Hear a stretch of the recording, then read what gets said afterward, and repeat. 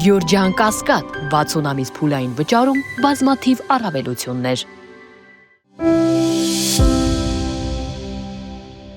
Այս ռազմական օդանավը Մարտին C Super Hercules-ը մեր երկնքով է անցել։ Ալժիրի ռազմաօդային ուժերի ինքնաթիռը նախորդ ամիս է եկել Թուրքիա, հետո Անկարայից Հայաստանի օդային տարածքով ուղղություն է վերցրել դեպի Բաքու, Ադրբեջանից հետո Ալժիր վերադարձել դարձյալ կտրելով հայկական օդը։ Ըստ մեր երկրի արտաքին քաղաքական գերատեսչության տեղեկությունների, ռազմական օդանավը տարածաշրջանում վեր է արել գնացել եկել դիվանագիտական նպատակներով։ Հայաստանի օդային տարածքով Բուֆարիկ Բաքու երթուղով C-130J օդանավի թռիչքը համաձայն իրականացվող կողմի տրամադրած տեղեկության կայացել է դիվանագիտական նպատակներով։ Այն, որ զինօդանավերով դիվանագետները թռչում են հարցեր լուծել, գնում գալիս հաստատում է ռազմական պատմաբանը։ Ասում է այո, նաև նրանք կարող են այս ինքնաթիռները բարձրանալ, այնուամենայնիվ ոչ միայնակ, վերապահում ունի քաղաքագիտության դոկտորը։ Սովորաբար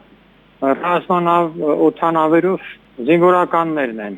ուղևորվում։ Ալժիրից չեմ կարծում զինվորականներ են եկել Ադրբեջան։ Ըստ երևույթին դա կարող է լինել զենքի, զինամթերքի տեղափոխման այս կողմից այն կողմ կամ այն կողմից հակառակ կողմ ուղղությամբ կամ երկու կողմից էլ։ Սա նրան կարող էր մի բան բերել, նրան կարող էր մի ուրիշ բան տալ։ Սա, այսպես ասենք, նորմալ ենթադրություններ են։ Սովորաբար դա է, ուրիշ չպետք է լինի։ Վերջին 3 ամսվա ընթացքում այս էլ երկրորդ անգամ էր դեպի Բաքու մեր երկնակամարով ռազմական օդանավ թռչում։ Առաջինը անցած դեկտեմբերի սկզբին էր, ինքնաթիռը Եգիպտոսից, եկել էր նույն օրը, հետ դարձել, կրկին ճանապարհը հարթելով Հայաստանի օդային տարածքով։ Ընդ որում Կահիրեի օդուժի մեկ այլ ինքնաթիռ էլ նախորդ տարվա գարնանը մեր երկրով Ղրղզստան էր գնացել, բայց ընթացքում դարձյալ վայրեջք կատարելով Ադրբեջանում։ Այդ ժամանակ էլ արտգործնախարարությունից լրատվամիջոցներին հայտնել էին, թե առաջինի դեպքում թռիչքն իրականացրած օդանավն ուղևորատար է եղել, տեղափոխելով մասնավոր այցով Ադրբեջան մեկնող բարձրաստիճան պաշտոնյայի։ News Չվերթի մասով էլ տեղեկացրել, որ թռիչքն իրականացրել են զորավարժությունների մասնակցելու նպատակով։ Սակայն համացանցում մինչև այս պահը տեղեկություն չկա 2025-ին Ղրղզստանում անցկացված որևէ զորավարժության մասին, որին եգիպտացի զինվորականներ են մասնակցել։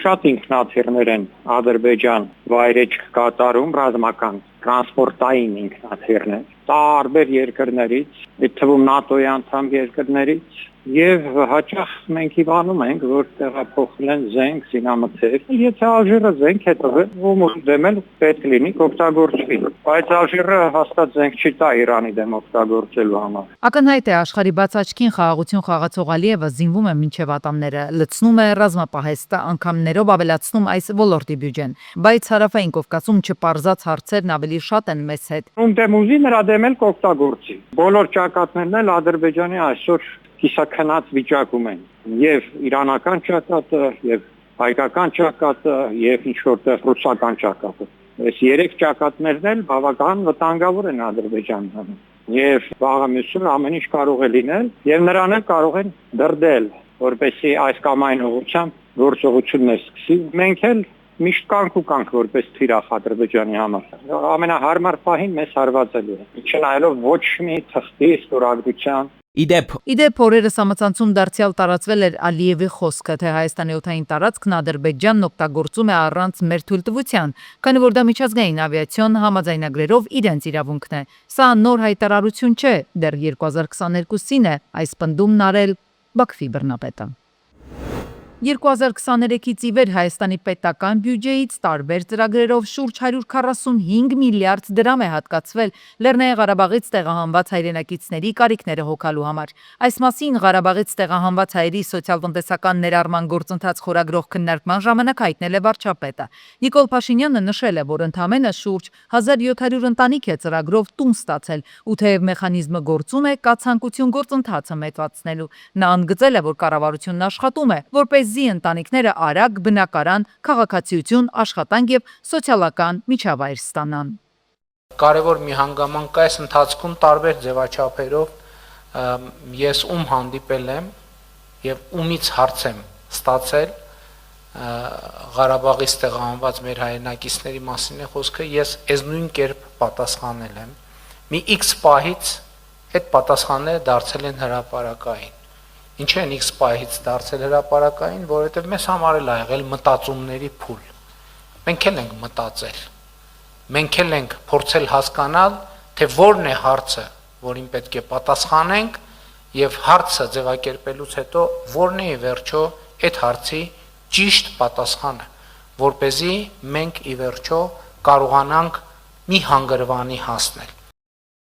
Հայաստանում շարունակվում են սահմանադրական փոփոխությունների շուրջ քննարկումները, սակայն առաջարկվող կոնկրետ փոփոխությունները դեռ չեն հրապարակվում։ Հանրային ուշադրության կենտրոնում է հատկապես անկախության հռչակագրի հղման հարցը, որը գործող սահմանադրության ներածության մասում ամրագրված է։ Նոր նախագծում ներածության հատվածը դեռ չկա, այս մասին ասել է Սրքուի Գալյանը։ Նա նշել է, որ ներքին աշխատանքային քննարկումների բովանդակությունը հրապարակելու պարտավորություն չունի, բայց քաղաքացիները հնարավորություն կունենան ծանոթանալու նախագծին եւ ներկայացնելու իրենց առաջարկները, ինչից հետո չեն բացառվում նոր ձևափոխումները։ Խորհրդում դեռ չենք քննարկել եւ ուրեմն պատասխանել ուղիղ ձեր հարցին չեմ կարող։ Ձեզ այս պահին չունեմ պարտականություն ասելու, թե ներքին աշխատանքային քննարկումներում ինչ է քննարկվում։ Այն տեքստը, որը կհրապարակվի, ստատիկ չի լինելու, այսինքն անփոփոխելի չի լինելու։ Դա լինելու է նախագիծ եւ հետեւաբար չի բացառվում, որ դրանում կկատարվեն մի շարք փոփոխություններ այն բանից հետո, երբ ստացվեն քաղաքացիների, ոլորտի մասնագետների համապատասխան կարծիքները։ Ապրիլի 1-ից Հայաստանում կենսաթոշակները կբարձրանան եւ կվճարվեն բացառապես անկանխիկ եղանակով։ Աշխատանքային կենսաթոշակներն ավելանում են առնվազն 10,000 դրամով, ստաժից անկախ։ Հաշմանդամության որոշ խմբերի դեպքում 12-ից 14,000 դրամ, իսկ երկկողմանի ծնողազուրկ երեխաների հոգատության դեպքում 50,000 դրամ։ Զինվորական կենսաթոշակները միջինը կավելանան 8,500-ից 10,000 դրամով, սոցիալական նպաստներն էլ կավելանան 10,000 դրամով։ Հայաստանի կոռուպցիայի ընկալման համատիվը 2025-ին 46 միավոր է եղել, ինչի հետևանքով Հայաստանը համաշխարհային այս սանդղակում տեղավորվել է 65-րդ տեղում։ Հայաստանի հասարակական կազմակերպությունների հակակոռուպցիոն կոալիցիան օրերս հանդես էր եկել հայտարարությամբ, որում ֆիքսել էր, որ սա լուրջ շեղում է կառավարության իսկ սահմանած նպատակից, որը 55 միավոր էր, այլ ոչ թե 65։ Սա վկայում է, որ գործադիրի հակակոռուպցիոն քաղաքականությունը չի տալիս սպասված արդյունքը։ Կոռուպցիայի դեմ պայքարում ունեցած հաջողությունները օրենսդիրներին ներկայացնող հակակոռուպցիոն կոմիտեի նախագահին հենց այս համատեքստում падգամավորները կոնկրետ հարցեր ուղղեցին։ Քովիդի գործից ինչ կա COVID-19-ի, մոտ 6 տարի այդ քննությունը գնում է։ Արսեն Թորոսյանը ուժային կառույցներին ամեն ինչի մեջ մեղադրեց պոպուլիզմի, ոչ պրոֆեսիոնալիզմի, դիլետանտության, ու հիմա ինքը նախարար է, իսկ դուք 6 տարի այդ գործը քննում եք։ Այն պայմաններում, երբ ֆինանսների նախարարությունը մի մեծ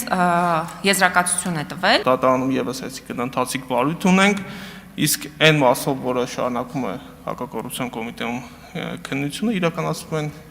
անհրաժեշտ քերադատավարական գործողություններ եւ երբ որ այդ վարույթները հասնեն իրենց տրամաբանական ավարտին, դուք եւ հանրությունը այդ մասին կիրազեկվի։ Չնայած վերջին տարիներին ստեղծվել են կոռուպցիայի դեմ պայքարի մարմիններ, որոնք համալրվել են արհեստաբար հարյուրավոր մասնագետներով, այդուհանդերձ 2020-21 թվականների համեմատ այս ոլորտում արձանագրվել է նույնիսկ նահանջ։ Սա ցույց է տալիս, որ ինստիտուցիոնալ փոփոխությունները կիսատ են կամ էլ մնացել են թղթի վրա ձևական, նշում են մասնագետները։ 21-ին նույնպես լավ տվյալներ էր 20 թվականի համար եւ 6 դրանով ամեն ինչ ավարտվեց։ Հետո մտանք լճացման փուլ 18-19 թվականին սպասելիքները մեծ էին, դա էլ ազդեց ընկալումների վրա։ Հետագայում մարդիկ տեսան, որ առանձնապես իրավիճակը շատ չփոխվեց եւ ընկալումներն էլ վատացան։ Մասնագետները վերջին տարիներին արձանագրում են հովանավորչության մտահոգիչ դեպքեր կառավարական համակարգում, նաեւ շահերի բախման օրինակներ են ֆիքսում, որոնք հայտնաբերվում են եւ բարձրաձայնվում են լրատվամիջոցների կողմից։ Դրանց էլ ուշացած արձագանքում են պատասխանատու մարմինները, սակայն կա տպավորություն, որ երկրում այդպես էլ չի ձևավորվում կոռուպցիայի հակազդման արդյունավետ համակարգ։ Պարզել արդյոք համակարգային բնույթ ունի թե ոչ, հասկանալ որքանով են բարձրաստիճան պաշտոնյաներ ներգրավված կոռուպցիայի մեջ, կոռուպցիոն տարբեր գործարքների մեջ, այդ ամենը չի արվել այդպիսի մանրակրկիտ եւ սիստեմավորված ուսումնասիրություն։ Մեծ հաշվով երկրում կոռուպցիայի տարածվածության չափման հստակ միջոց գոյություն չունի։ Կոռուպցիայի ընկալման համատիվը ցույց է տալիս, որ տվյալ երկրի պետական հատվածը քաղաքացիների, փորձագետների եւ գործարարների գնահատականներով որքան է կոռումպացված։ Այդ ամենը պետք է բերի նրան, որ մենք ավելի լավ ապրենք։ Միգուցե շատ պրիմիտիվ բան եմ ասում, բայց եթե դուք չեք տեսնում, որ վիճակը ավելի լավ է, տեսնում եք սոցիալական անարդարություն, ու երբ որ բնականաբար առաջացնում է դժգոհություն, մարդիկ փորձում են հասկանալ, թե ինչու՞մն է պատճառը։ Պատճառը բերում են նաև կոռուպցիա։ Կոռուպցիայի դեմ պայքարի մասով հանրության հուսախաբությանը նպաստում են նաև տասնյակներով քրեական գործերը, որոնք կամ չեն հասնում դատարան, կամ էլ կլուզվում են դատարանում, ապացույցների ոչ բավարար լինելու պատճառով։ Խորթմայրը շուրջ 1.5 ամիս բռնությանը ենթարկել 1 տարեկան երեխային դատախազությունը մանրամասներ է հայտնել Երևանում տեղի ունեցած դեպքի վերաբերյալ։ Ավելի վաղ հայտնել են, որ Երևանում 1 տարեկան տղա երեխայի սպանության փորձի կասկածանքով կա ձերբակալված անձ։ Ներքին գործերի նախարար Արփինե Սարգսյանն էլ ասել էր, որ 1 տարեկան երեխային կլինիկական մահվան հասցնելը ոչ թե պատահականության, այլ դիտավորության արդյունք է։ Կալանքը որպես խափանման միջոց ընտրելու համար միջնորդություն է ներկայացվել դատարան։ Երեխային կենսաբանական մահվան հասցրած կինը 38 տարեկան է։ Հիշեցնենք, որ երեխայի վիճակը ծայրահեղ ծանր էր։ Երեխայի կենսաբանական մայրը Արարատի մարզի Մասիս համայնքի բնակիչ է եւ բացի փոքրիկից ունի եւս 3 երեխա։ Նրանցից 2-ը հանձնված են խնամակալության, երեխաներից մեկին էլ պահում է տատիկը, իսկ փոքրիկը վերջին շրջանում հոր եւ խորթ մոր խնամքի տակ էր։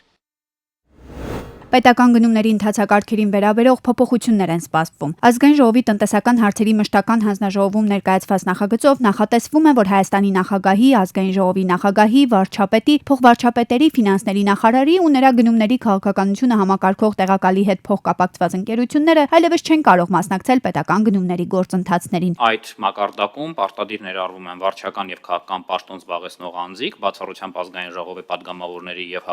համայնքի հավաքանու անդամների, գլխավոր դատախազը եւ նրա տեղակալները, քննչական մարմինների ղեկավարներն ու նրանց տեղակալները եւ գլխավոր քարտուղարները մարմինների։ Այսինքն այս են մակարդակն, որտեղ ասում ենք օրինակ նախարարության ենթակա պողակներ, ՓԲԸ-ներ եւ այլն։ Օրինակ, եթե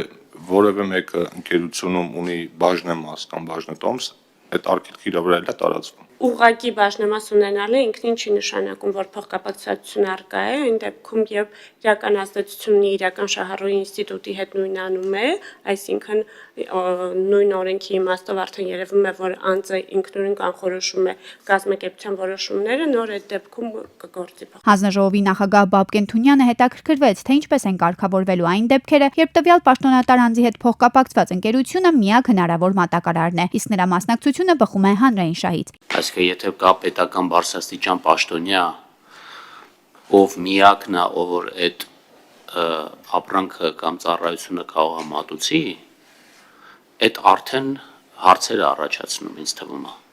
առանձին որպես երևույթ։ Պատգամավոր Թադեոս Ավետիսյանի համար սակայն անհասկանալի է պաշտոնների ընտրության սկզբունքը։ Նրա կարծիքով, եթե սահմանափակումները վերաբերում են քաղաքական պաշտոններին, ապա պետք է ներառվեն բոլոր նման պաշտոնները։ Եթե նկատի ունեք բալանսավորման հարցը, այս դեպքում քաղաքական պաշտոնները ուրեմն ամբողջությամբ մեջ լինել, այդ թվում նաև պատգամավորները եւ մնացածը։ Այս ձեր շատ սուբյեկտիվ որոշումն է, կարծում եմ, ինչը իմ համար ընդունելի չի։ Այս որոշումը կամ այս առաջարկությունը հիմնված է մեր ընդհանուր քաղաքականության վրա, որտեղ մենք ուզում ենք, որ պետական պաշտոնյան կենտրոնացած լինի իր աշխատանքի վրա եւ որևէ այլ բանի մասին չմտածի։ Նախագիծը ներառվեց առաջիկա նիստերի օրակարգ։ Նույն նիստում քննարկվեց նաև կառավարության գործունեության տարեկան զեկույցը։ Ֆինանսների նախարարի տվյալներով 2025 թվականին պետական բյուջեի եկամուտները կազմել են 2 տրիլիոն 886 միլիարդ դրամ, ինչը նախորդ տարվա համեմատ աճել է 307 միլիարդ դրամով։ Միևնույն ժամանակ աճել է նաև պետական պարտքը, սակայն ֆինանսների նախարարի գնահատմամբ դրա մակարդակը հիմա խնդիր չի ներկայացնում։ Մարտի 18-ին ողբերգական վթար է տեղի ունեցել Սյունիքի մարզում։ Երևան-Մեղրի ճանապարհին 21-ամյա Տիգրանը Opel Astra-ով դուրս է եկել երթևեկելի գոտուց, 100 մետր գլորվելով, քարերին բախվելով հայտնվել ձորում։ Վարորդը վնասվածքներով տեղափոխվել է Սիսիան բժշկական կենտրոն, իսկ 3 ուղևորները 22 տարեկան Հայկը, Արմենակը եւ Լևոնը տեղում մահացել են։ Օպերատիվորեն ժամանել են փրկարարության Սիսիանի շրջփրկարարական ջոկատի փրկարարները, ոստիկանության բարեկային ծառայության Սյունիքի մարզի գումարտակի 2-րդ վաշտի 2-րդ դասակի բարեկները։ Քաղաքացիները հրշեջ բարեկներն ու համայնքային ոստիկանները Պաշտպանության նախարարության այն զորամասի ծառայողների հետ են մահացածների մարմինները մեծ դժվարությամբ մոտեցրել տիատարին։ Իմ տեղեկություններով վիրավորին ռեանիմոբիլով տեղափոխել են արդեն Երևանի մասնագիտացված հիվանդանոցներից մեկը։ Մարտի 18-ին Միասնիկյան պողոտայում Լադան դուրս է եկել երթևեկելի գոտուց ու բախվել Էլեկտրասյանը։ 4 հոգի տարբեր աստիճանի վնասվածքներով տեղափոխվել են 2-ը Հերացու անվան թիվ 1 համալսարանական հիվանդանոց, 2-ը Սուրբ Գրիգոր Լուսավորիչ բժշկական կենտրոն։ Վիրավորներին առաջին օգնության են հասել քաղաքացիները, օպերատիվորեն ժամանած փրկարարության Երևանի թիվ 11 հրշեջ փրկարարական ջոկատի փրկարարները, ոստիկանության բարեկային ծառայության Երևան քաղաքի գնդի առաջին գումարտակի 2-րդ վաշտի բարեկները։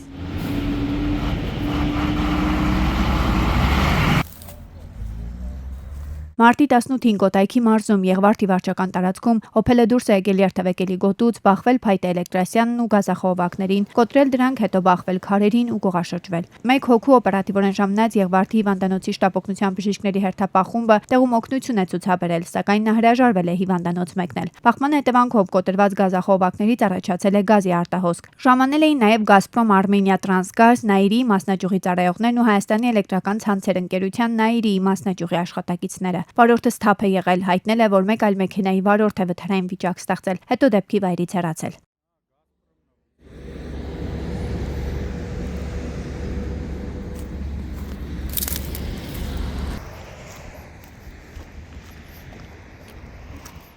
Եվ մարտի 18-ին անհայտան Ձկամանձիկ աշտարակ Էջմիածին ճանապարհի Նոշական վարչական շրջանի Դաշտամիջյան հատվածում անվադողեր են հրկիզել, որը տեսանելի էր Եղվարդ քաղաքից, իսկ կրակը աշտարակից։ Ըստ մասնագետների սև ծուխը մեծ վնաս է հասցնում շրջակա միջավայրին, նաև ամբողջ տարածքը շինարարական ու կենցաղային աղբով է լցված։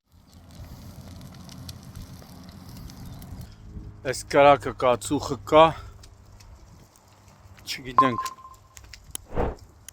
ով է սրա պատասխանատուն, մարզպետարանը, քաղաքապետարանը, թե ով, բայց որ տեսեք ամբողջ ծուխը ապականվում է, ամպերը չել երևում արդեն։